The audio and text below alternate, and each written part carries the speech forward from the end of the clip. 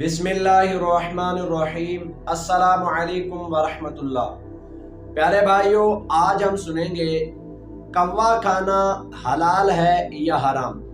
پیارے بھائیوں، کوے کے حلال اور حرام ہونے کے بارے میں اعلیٰ حضرت امام احمد رضا خان رحمۃ اللہ تعالی علیہ اپنی کتاب فتاوی رضویہ جلد نمبر 20 صفحہ نمبر 319 میں فرماتے ہیں، آپ سے سوال ہوا کہ جو کوا صرف دانہ کھاتا ہے اور نجاست نہیں کھاتا، جو رنگ میں سیاہ ہوتا ہے، اس کا کیا حکم ہے؟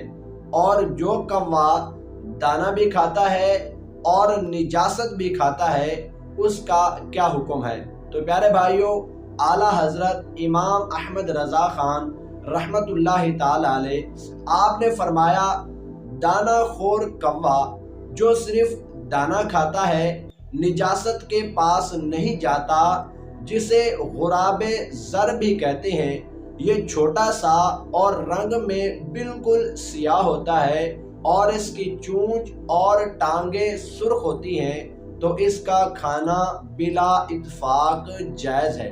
یعنی تمام ائمہ کرام کے اتفاق سے اس کا کھانا جائز ہے۔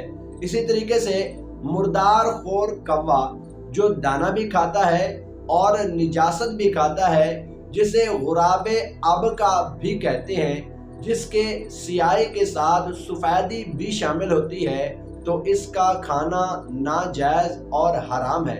پیارے بھائیوں، اسی طریقے سے امام احمد رضا خان رحمۃ اللہ تعالی علیہ آپ سے ایک اور سوال ہوا، فتاوی رضویہ جلد 20 صفحہ نمبر 320 میں ہے، آپ سے سوال ہوا، کوا حرام ہے یا نہیں؟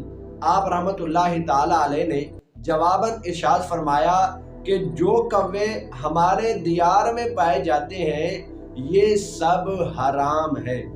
پیارے بھائیوں، کوے کی دو قسمیں بیان کی گئی ہیں۔ ایک کوا وہ ہے جو صرف دانہ کھاتا ہے، نجاست کے پاس نہیں جاتا، اور اس کا رنگ بھی بیان کیا گیا ہے کہ چھوٹا سا ہوتا ہے، بالکل سیاہ رنگ میں ہوتا ہے، جس کے پنجے اور چونچ سرخ ہوتی ہے، تو اس کا کھانا جائز ہے۔ اور جو دوسرا کوا ہے جس کے ساتھ سفیدی بھی شامل ہوتی ہے، یعنی سیاہ ہوتا ہے، تھوڑا تھوڑا سا سفید بھی ہوتا ہے، تو اس کا کھانا ناجائز اور حرام ہے۔